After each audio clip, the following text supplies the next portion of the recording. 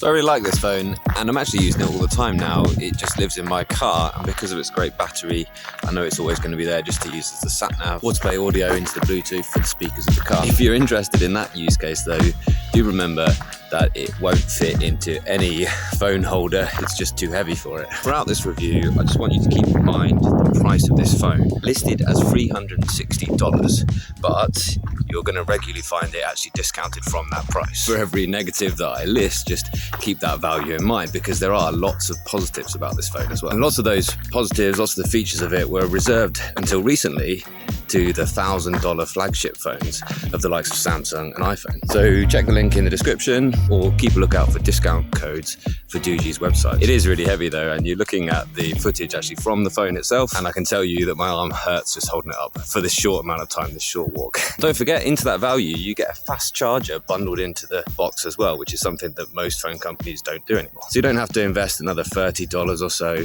into a charger if you haven't got one ready. In a pinch, it'd be really useful, for instance, if I break down at night. It's got a really powerful torch on it.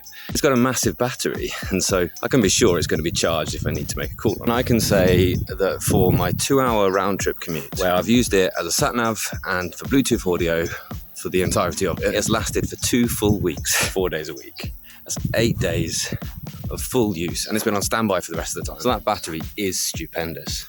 And what's more, you're getting a massive power bank essentially built in with this device as well. And you could charge your normal phone twice over and still have enough for a full day of use on this. 22,000 milliamp hour battery, 4 times what any other smartphone will be. This is where I'm going to stop and carry on the rest of the review. Well, this should be a lot better. This is thousands of pounds of camera, but it does have a great camera for a phone of this price point. Although the video on the camera app that's pre-installed just seems to crash every single time you switch it into video mode. You can use a different app, so I was using Open Camera just there. The hardware is better than fine.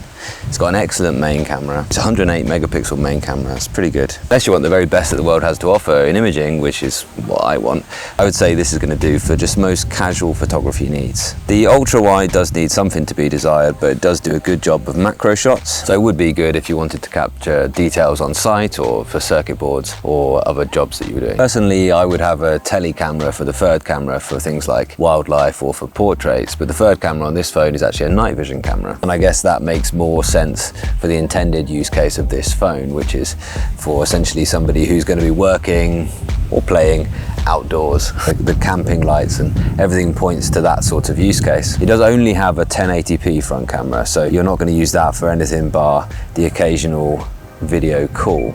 So this is the 1080p front camera. So I took up the mountain, here's some shots for that, and compared to my big camera as well.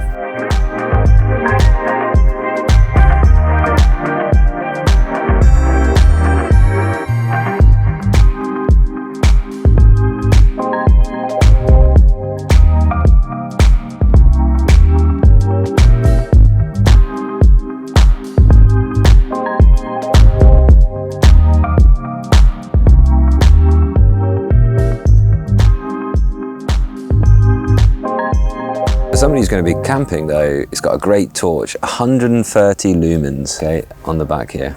You're going to easily illuminate a 2-man tent with that. It has its own separate camping lights app. And it says, warning, do not shine straight into your eyes. You can probably pick up how bright that is just on there. Not that it's going to make much of a difference on a bright day like today, but you can have that half or quarter, and it can even do a flashing SOS signal, which I won't do now because I'm not in need of a rescue. So that's great if you want to get someone's attention if you're in a bind. Aside from that camping light, it does have 2 visible light blasters and 2 infrared blasters as well. And they are designed to work with the infrared night sight camera, which is the third camera here, which can illuminate an area about a couple of meters in front of you essentially. That would be for someone who maybe needed to document something at night time with that infrared sensor. The battery is stupendous, and that's the main selling point of this phone. I can see this being the type of phone that was maybe carried by park rangers or by scouts or by young people doing their Duke of Edinburgh exhibitions for going out at weeks at a time. It would last that entire time of being away from charging. Here's a comparison from the top of the mountain with my £5,000 worth of Canon R5 and lens, which is what I'm shooting on here. So The other main selling point is the MediaTek system on chips. This is the G99 chip, and that's been touted as a main selling point here of this phone. It's a 6 nanometer chip, so there's a lot of miniaturization going on there. It's labeled as a monster engine in their marketing, and it's almost certainly the best chip this company, MediaTek, has made. It does make it a very capable phone for gaming on the go. So if that's you, if that's what you're looking for, something that you can play games when you're out and about in the great outdoors, then this might well be for you. The screen lets it down a little bit compared to the flagship OLED screens that I'm used to. Certainly for outdoors on a sunny day, it doesn't really get bright enough to combat the reflections. It is, however, a 120 Hz screen, which if you've yet to upgrade to 120 Hz, you notice the difference when you go back to something which is only 60 Hz, for instance. It is really smooth for scrolling that high refresh rate. This once again gives it a premium feel, which is above its price point. So by taking this phone with you, you are taking a power bank, you're taking a phone, you're taking a games console, and you're taking a good enough camera if all you want to do is capture a few memories. All in all, if you can see a use case for this phone, then it does do what it says it does, and so buy with confidence. I like it. It's good fun. It bounces. Stay tuned for ruggedness tests of Doogee smartphones.